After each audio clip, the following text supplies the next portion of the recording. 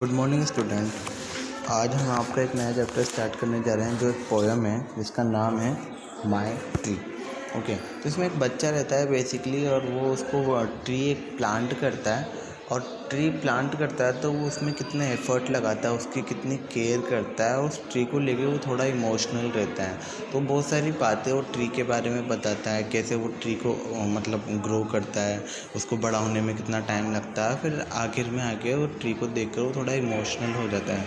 तो वो सारी बातें इस पोएम के अंदर बताई गई है। तो let's start reading.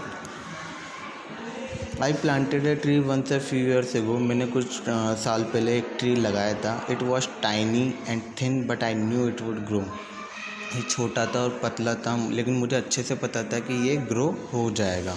I looked at it and it seemed big to me. ठीक है, मैंने इसकी तरफ देखा और ये मुझे है and it seemed big to me, और ये मुझे काफ़ी बड़ा दिखाई दिया। It's so funny how sometimes we really can't थे। ये कितना फ़नी है कि हम कभी कभी देख नहीं पाते हैं। I watered it carefully and tied it with string. मैंने इसे जो है केयरफुली पानी दिया और इसे एक रस्सी से बांध दिया। There was nothing too good for that frail skinny things. ये मतलब ये पौधा जब छोटा था तो इसके लिए क्या ज़रूरी चीज़ें थी, सनशाइन था, है ना, पानी वगैरह, ये सारी चीज़ें इसके लिए ज़रूरी थी। तो इसके लिए ना और कुछ भी ज़रूरी नहीं था। क्या ज़रूरी था? सिर्फ पानी और ये सारी चीज़ें ज़रूरी थी। I fed it with love and new everything. मैंने इसे जो है काफ़ी ज़्यादा प्यार दिया। By gosh it was growing, it soon would be big. और सरप्राइजिंगली जो है ये काफ़ी ये इट वॉज ग्रोइंग, ये बड़ा हो रहा था। It soon would be a big, और जल्दी ही काफ़ी ज़्यादा बड़ा हो जाएगा। बट ओल्ड विंटर कैम, फिर सर्दियाँ आई, स्प्रिंग आए, समर आया, सब कुछ आया। Few years gone and how it was tall and now it was tall. और फिर कुछ साल निकले और फिर ये अब बड़ा हो चुका था। That very first year it was all of my being. लेकिन जब बिल्कुल शुरुआत वाला जो पहला साल था, ये मेरी आंखों के सामने रहता था और मैं ही इसके लिए सब कुछ था। But now I could pass it without even think. लेकिन अब जब ये बड़ा हो चुका है तो मैं इसे बिना देखे भी निकल सकता हूँ। Then it was big and it gave the house shade. ये काफ़ी बड़ा था और इसने जो है मेरे घर को शेड देने के लिए भी तैयार हो चुका था।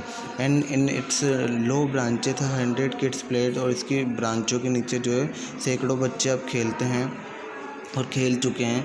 आई don't water it much now. अब मैं इसे ज़्यादा पानी नहीं डालता हूँ। It hardly seems fair but each time I checked it was still planted there.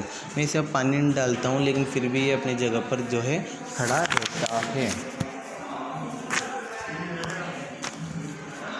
One day friend and I ले ऑन द ग्राउंड। एक दिन मेरा दोस्त और मैं ग्राउंड पर लेटे हुए थे, watching the sky and the birds flying round. और हम जो है आसमान की तरफ देख रहे थे जिसमें पक्षी जो है गोल गोल घूम रहे थे। With eyes far away he said softly to me.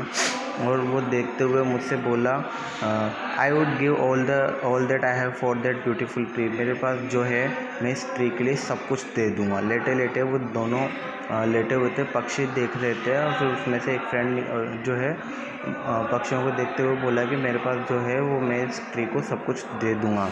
And I smile I turn my face from the sky. मैंने स्माइल की और जो है मेरा जो फेस है स्काई से हटा के उसकी तरफ किया। So the sun wouldn't glint on the tear in my I.